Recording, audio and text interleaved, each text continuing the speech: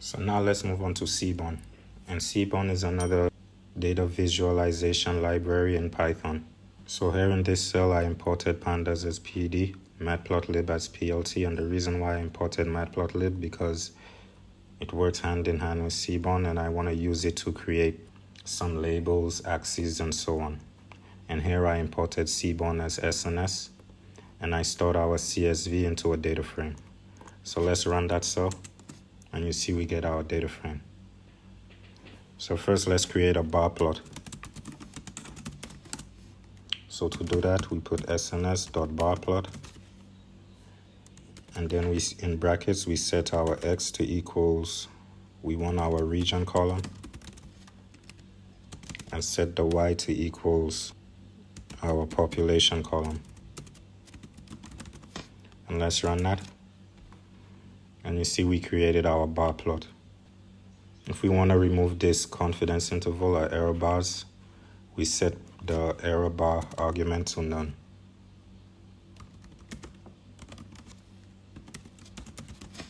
Now let's run that.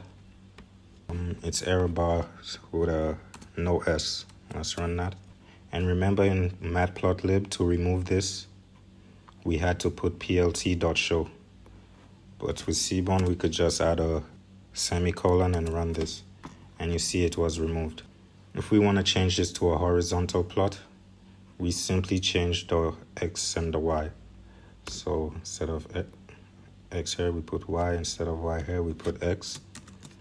And you change that to a horizontal.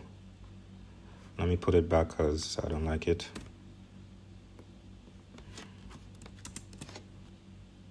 And we can change the estimator to sum since it brings the mean by default.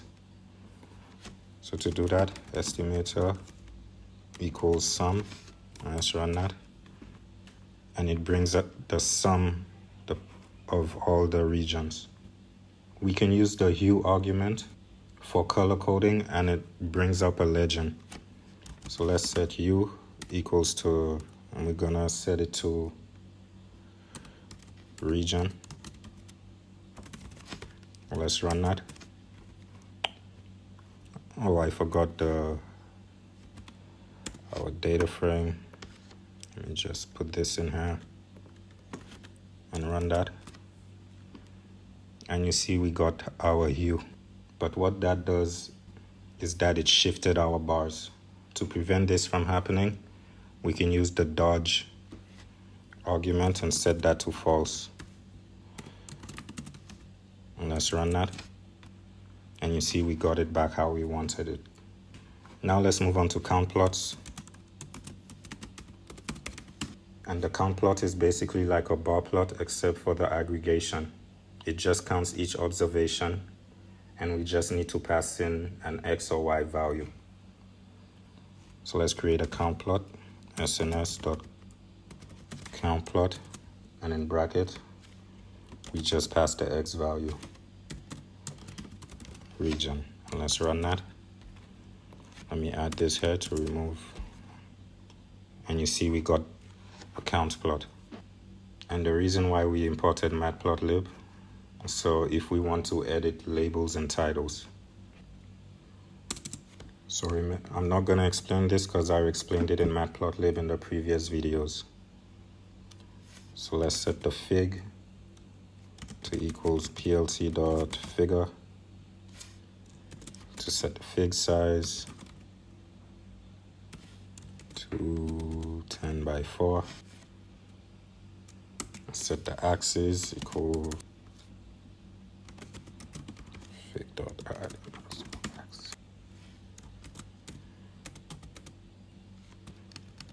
And now let's set the labels for x and y.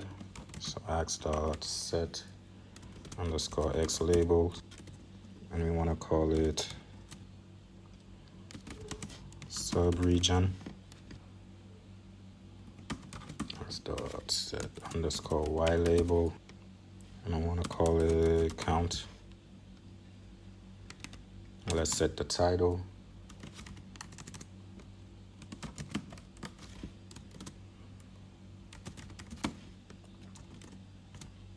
I'm just going to call it count region.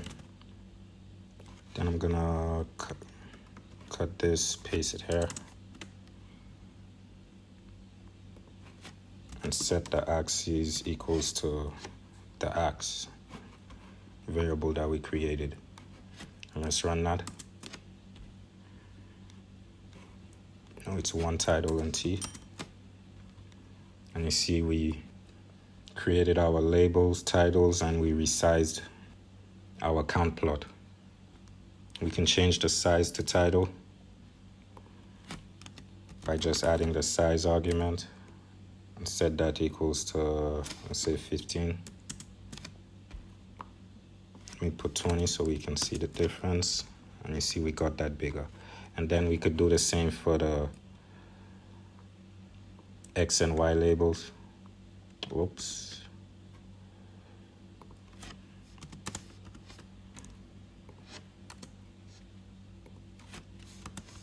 Let's run that. And you see we resize the X and Y labels. Now let's move on to box plots.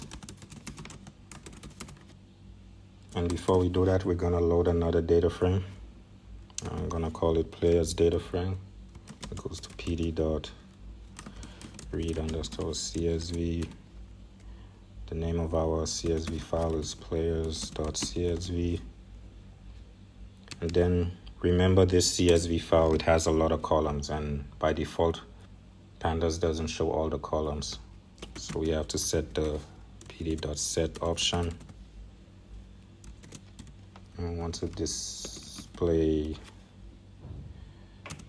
.max underscore columns. And then the next argument we set is false.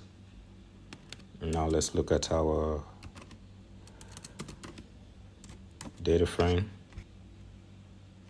Oh, here it's PD, not PF. And you see all the columns is displayed. And what we want is the overall column, the same column as the previous videos. Just know that there's an overall column here somewhere. I found it in the previous video, but it's here. So to shorten this video, I'm just gonna continue. So let's make a box plot of the overall score. So sns.boxplot, set our X to our PDF data frame, and we want the overall column.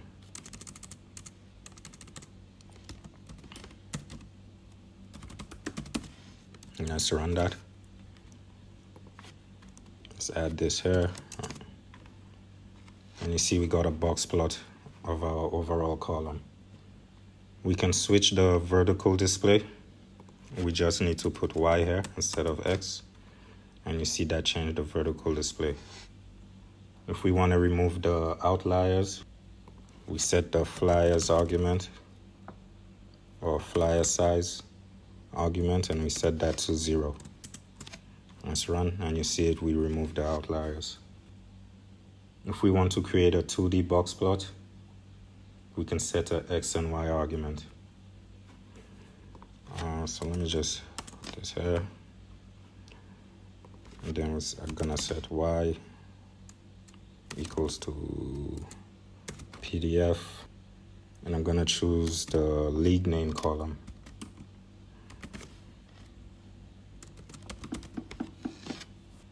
And let's run that.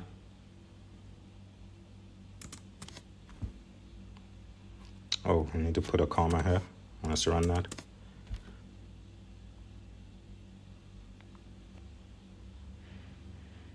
Let me switch our X and Y.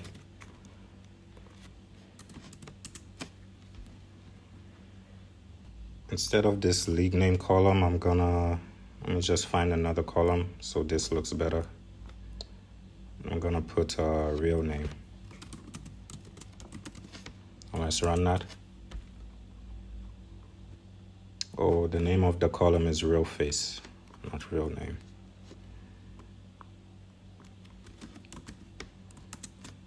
And here you have our 2D box plot in Seaborn.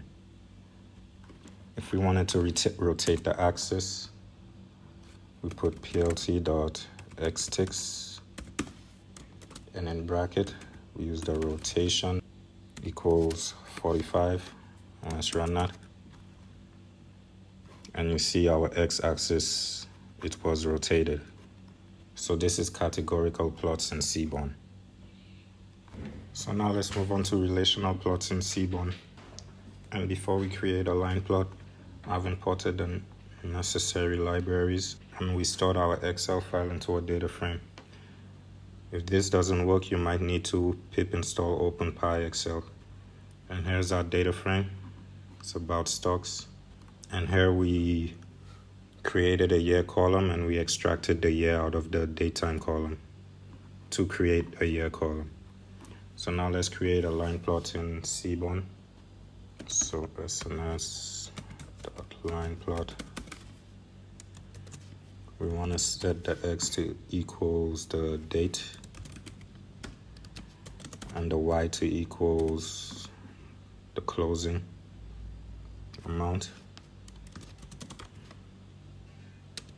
And then we need to set the data as our data frame. And let's set the hue to the symbol. I think there's 3 symbols: Facebook, whatever this is, and something else. So now let's run this cell. And you see we have our line plot with our different symbols: Facebook, Microsoft, and so on. If we want to remove this, we just put a semicolon here, and it's removed. We can also change the figure size with plt figure, matplotlib figure. So let's set the fig size to 10:6, and let's run that. And you see we resized our line plot. We could also change the way how it's displayed, and we could change this with the line style. And there's dotted. Let's run that. And you see the line style is dotted, and there's also dashed.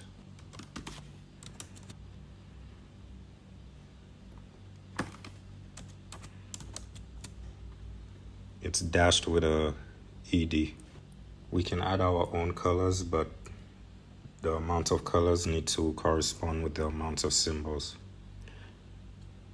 So we do this with the palette argument. And we set that equals to, let's do red, black, and blue. Let's run that. And we change the colors of our line plot. So now let's move on to Rel Plot.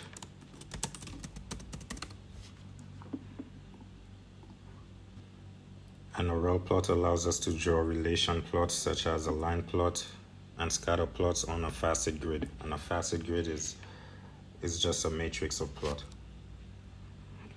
So let's create sns.relplot. Set the x to date again. Set the y to the close column. Data equals data frame. Hue equals symbol. And then we use the kind argument, and here we put line, so we can make a line plot. Oh, the symbol column is with a capital S.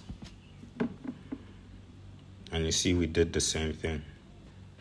And another thing about the Rel plot is that it takes the height and aspect argument, where height is the height and the aspect is the width. If we say the aspect is 0.5, then that means that the width will be 0.5 times the height. So now let's add height equals 3, and the aspect equals 2. So it will be 2 times 3. And let's run that. And you see we resized our line plot. So now let's add the row argument, and this is gonna change it to a facet grid. And we set the row to symbol. And this is gonna give us line plots under each other. Let's run that. And And you see we have each of our symbols on separate line charts. If we want it to be columns, we use the column argument, and let's run that. And now it's across, and now it's 3 line charts, one after the other. Let me change this to 1. This is a little better. So now let's move on to scatter plots.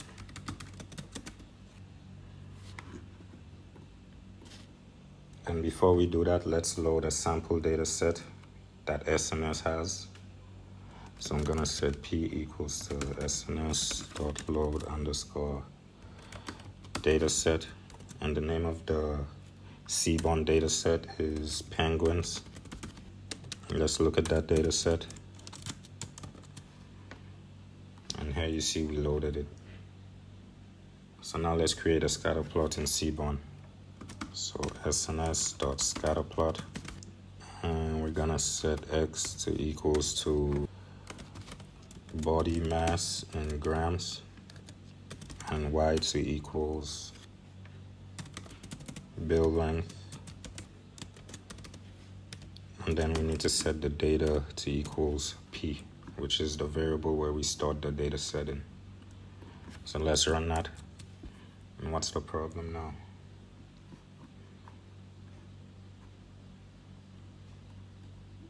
I spelled length wrong.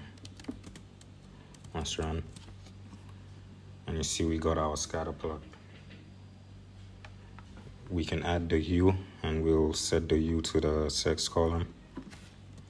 So U equals HU equals sex, and let's run that.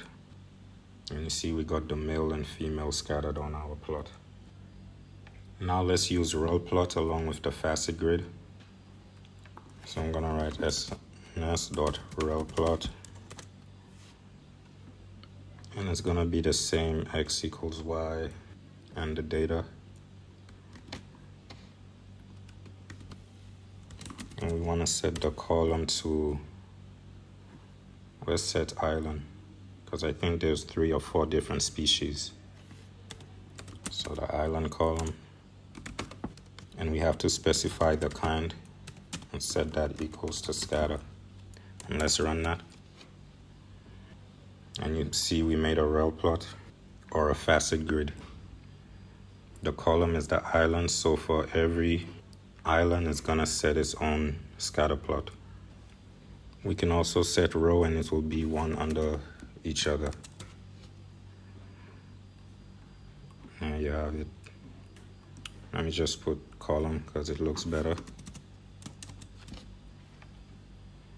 So now let's move on to pair plots.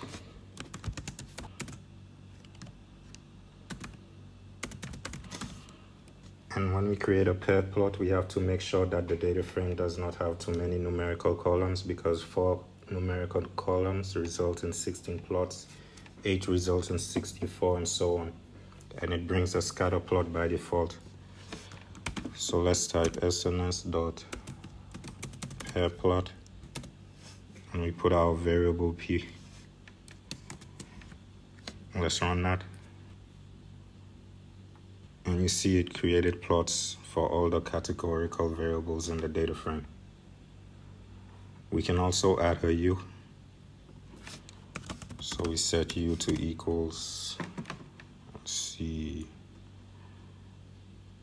let's do species. And let's run that. And you see we splitted all the plots based on the species. Let me quickly show how to make a histogram. Seaborn is called Histoplot. Let's run that.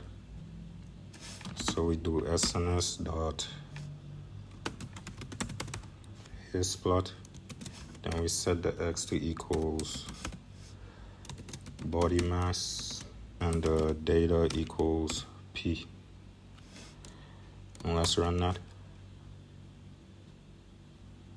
Oh, we forgot to add an end quote and remove this one. So let's run that. And you see we made a histogram. And histograms can also take a hue. So let's set hue to equal sex and run that. And you see we create a histogram for the males and the females. So now let's move on to regression plots.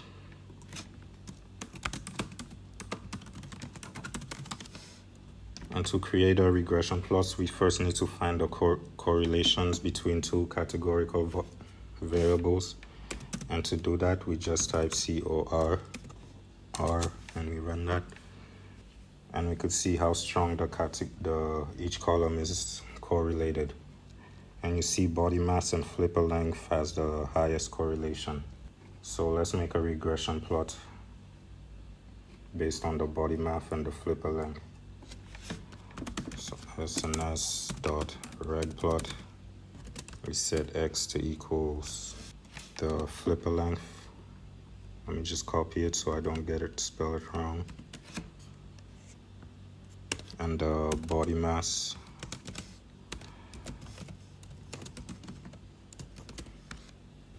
And then we need to specify which data frame is it.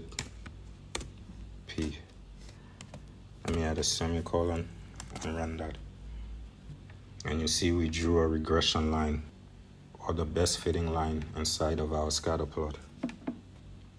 And I'm not sure if you can see, but there's a confidence interval, like a light blue coming out of the line. And if we don't want that, we can set the CI to none.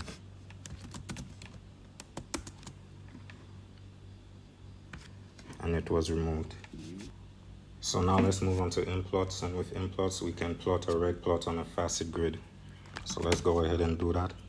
SNS.Lmplot, and I'm just gonna copy this, Control C, and then I'm gonna add a height to equals 5, and then an aspect equals 1.5. So the width will be 1.5 times the height. Then I want to set the row to island and the column to sex. Let's add a semicolon and run this cell. It's not Lmplots, we need to add a L. And let's run that.